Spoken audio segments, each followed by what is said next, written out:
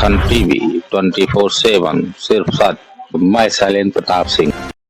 क्या यूपी के टुकड़े होंगे? अगर होंगे तो कितने टुकड़े होंगे? 3 या होंगे 4? अगर यूपी बंटा तो किस राजनीति पार्टी को फायदा और किसको लगेगा? कौन सी राजनीति पार्टी के नेता चाहते हैं कि यूपी बंटे और कौन चाहते हैं कि न बंटे? यूपी नहीं बंटा तो सबसे ज्यादा पावर किसके पास होगा? दिल्ली की गद्दी में बैठने वाले को, यह यूपी की गद्दी में बैठने वाले को कहने का मतलब सबसे ज्यादा किसकी चलेगी?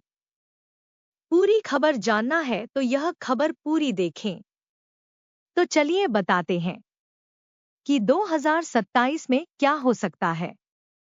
सबसे पहले जानिए यूपी के का क्या आधार बनेगा। 2025 में होगी जनगणना। देश में जनगणना 2025 में होने जा रही है। माना जा रहा है कि जनवरी 2025 से जनगणना शुरू होगी। दिसंबर 2025 तक जनगणना हो जाएगी। जनवरी 2026 जनगणना के आंकड़े कर दिए जाएंगे। वर्तमान में 24 करोड़ से अनुमानित है। जनगणना के बाद यूपी की आबादी 25 करोड़ के पार होने का अनुमान है। यूपी देश का सबसे अधिक जनसंख्या वाला राज्य तो है ही। यदि दुनिया की बात की जाए तो चीन, अमेरिका, इंडोनेशिया और पाकिस्तान के बाद सबसे ज्यादा आबादी यूपी में ही निवास करती है। 2027 में होगा परिसीमन। शासन के सूत्रों के मुताबिक लोकसभा और विधानसभा क्षेत्रों का परिसीमन 2027 में होगा। परिसीमन का आधार जनगणना होगा।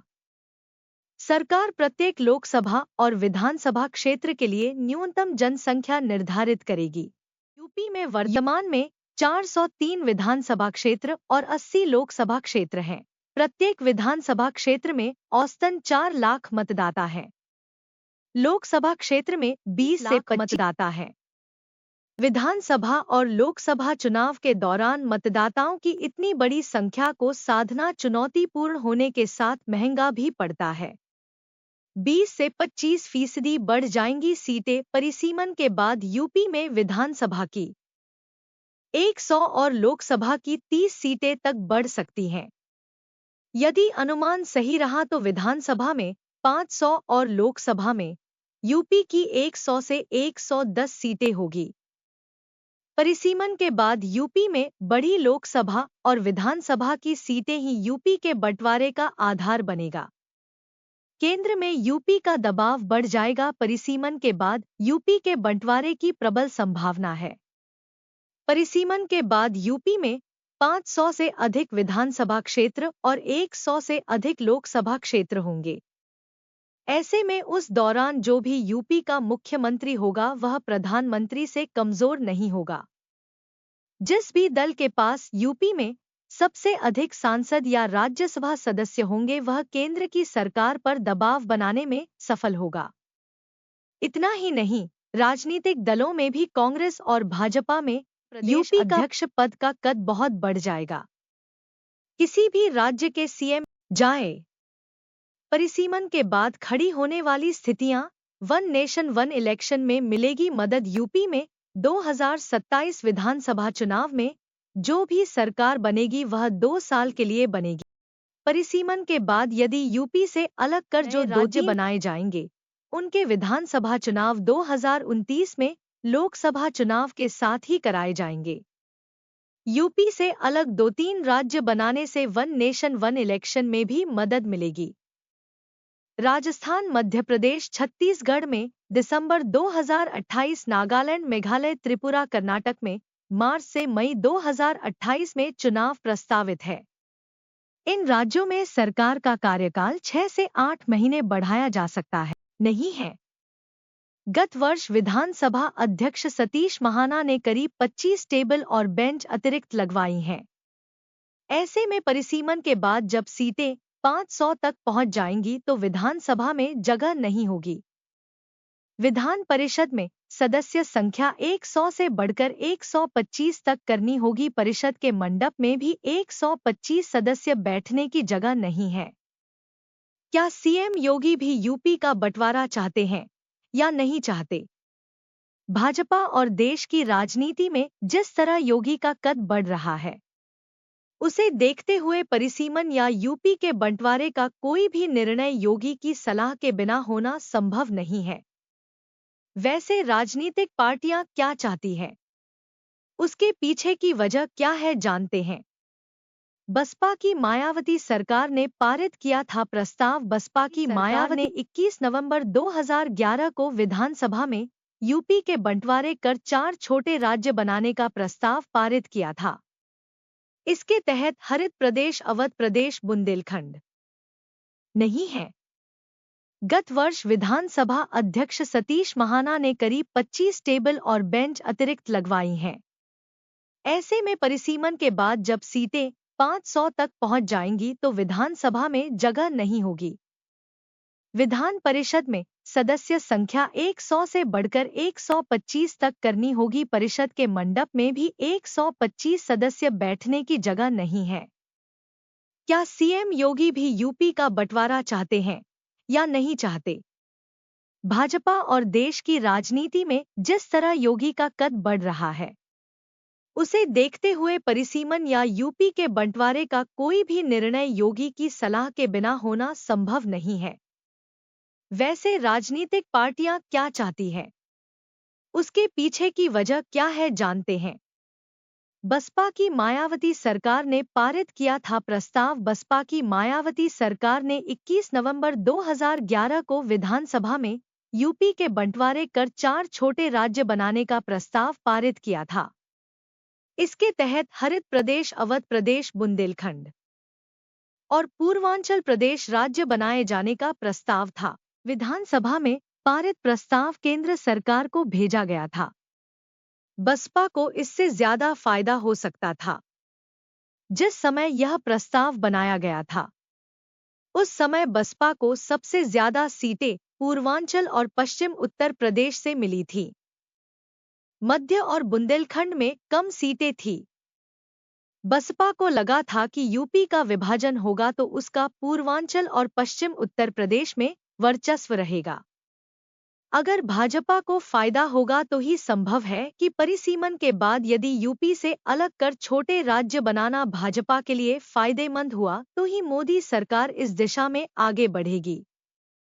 ऐसे में राज्यों का सीमांकन इस तरह किया जाएगा ताकि भाजपा के राष्ट्रवाद और हिंदुत्व के एजेंडे को आगे तक चलाया जा सके। आरएसएस और भाजपा छोटे राज्यों के समर्थक रहे हैं। पूर्व पीएम स्वर्गीय अटल बिहारी वाजपेयी के नेतृत्व वाली एनडीए सरकार के समय ही सन 2000 में उत्तर प्रदेश से अलग कर उत्तरांचल, उत्तराखंड, मध्य प्रदेश से अलग कर छत्तीसगढ़ और बिहार से अलग कर झारखंड राज्य बनाया गया था। यूपी के बंटवारे की प्रक्रिया 1952 से ही चल रही है, लेकिन बंटवारा 2000 में उत्तरांचल बनाकर हुआ। पश्चिमी यूपी को हरित प्रदेश और पूर्वी यूपी को पूर्वांचल प्रदेश बनाने की मांग उठती रही है। हालांकि समाजवादी पार्टी नहीं चाहती कि यूपी का बंटवारा हो। यूपी के बंटवारे के विरोध में है। समाजवादी पार्टी हमेशा से यूपी के बंटवारे के विरोध में है।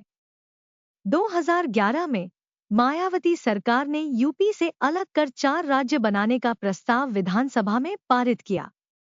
उस समय समाजवादी पार्टी ने इसका विरोध करते हुए अखंड उत्तर प्रदेश का नारा दिया था। यूपी के बंटवारे से सबसे अधिक नुकसान सपा को ही होगा, क्योंकि सपा का वोट बैंक यादव और मुस्लिम है। इन वोटों का बंटवारा हो जाएगा और उसकी पकड़ कमजोर होगी। अलग राज्य के समर्थन में जनप्रतिनिधियों का क्या रुख है? जनता की मांग पर सरकार को भी सोचना पड़ेगा। पूर्व केंद्रीय मंत्री संजीव बालियान का कहना है कि इतने बड़े प्रदेश में कोई भी सरकार अच्छे तरीके से विकास और शासन नहीं कर सकती। छोटे राज्य का ही विकास हो सकता है। हरियाणा से अलग कर पंजाब और यूपी से अलग कर उत्तराखंड बना तो उनका विकास हुआ। छत्तीसगढ़ और झारखंड भी अच्छे उदाहरण हैं। पश्चिमी यूपी दिल्ली के पास है। यहाँ सबसे अच्छा पानी और खेती है। उनका कहना है कि यूपी को अलग कर छोटे राज्य बनाने का समर्थन तो पंडित जवाहरलाल नेहरू और बाबा साहब भीमराव आंबेडकर भी कर चुके हैं। जनता जब मांग करेगी तो सरकार को भी मजबूरी में यह करना पड़ेगा। उमा भारती भी कर चुकी है, बुंदेलखंड को अलग राज्य बनाने की मांग भाजपा की तेज तर्रार नेत्री और पूर्व केंद्रीय मंत्री उमा भारती भी बुंदेलखंड को अलग राज्य बनाने की मांग कर चुकी है। उमा भारती का कहना है कि उत्तर प्रदेश और मध्य प्रदेश की सीमा में स्थित बुंदेलखंड को अलग कर एक राज्य बनाया जाना चाहिए। अब जानते हैं उन जनप्रतिनिधि को जो बंटवारे के पक्ष में नहीं है। जनसंख्या बोझ नहीं, लाभांश है। राजनाथ तत्कालीन गृह मंत्री और मौजूदा रक्षा मंत्री राजनाथ सिंह ने यूपी के बंटवारे को गैर जरूरी बताया था। 2018 में लखनऊ में उत्तर प्रदेश गौरव सम्मान समारोह में राजनाथ सिंह ने कहा था कि जनसंख्या को कभी बोझ नहीं माना जाना चाहिए। यह एक डेमोग्राफिक डिविडेंड, जनसांख्यिकीय लाभांश है। जनसंख्या हमारी श्रम शक्ति है। इसका उपयोग कैसे किया जाए और हम देश के विकास में उसका अधिकतम योगदान कैसे सुनिश्चित कर सकते हैं, इसकी तकनीक खोजने की जरूरत है। अनावश्यक परेशान होने की जरूरत नहीं है। जाने केंद्र के हाथ में क्या है। केंद्र को प्रस्ताव की आवश्यकता भी नहीं। यूपी विधानसभा से यूपी का आप बंटवारा कर 4 राज्य बनाने का प्रस्ताव केंद्र सरकार को भेजा जा चुका है। ऐसे में केंद्र सरकार चाहे तो यूपी का बंटवारा कर सकती है। केंद्र सरकार को अब विधानसभा से पारित प्रस्ताव की भी आवश्यकता नहीं होगी। लेकिन दिसंबर 2011 में ही केंद्रीय गृह मंत्रालय ने 9 सूत्री स्पष्टीकरण मांगते हुए प्रस्ताव राज्य सरकार को वापस भेज दिया था।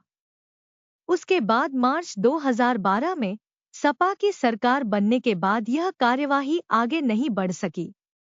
अगर केंद्र बंटवारा करना चाहे तो यूपी सरकार से स्पष्टीकरण मंगा लेगी, क्योंकि यहां पर भी बीजेपी की सरकार है। फ्रीज करना भी विकल्प। पूर्व मुख्य सचिव जगह लोकसभा और विधानसभा की सीटों की संख्या को फ्रीज करना भी विकल्प हो सकता है। उनका कहना है कि केंद्र सरकार ऐसा कोई फॉर्मूला तय कर सकती है जिससे परिसीमन के बाद भी यूपी की सीटें ज्यादा न बढ़ें। यदि ऐसा हुआ तो बंटवारा करने की संभावना नहीं होगी।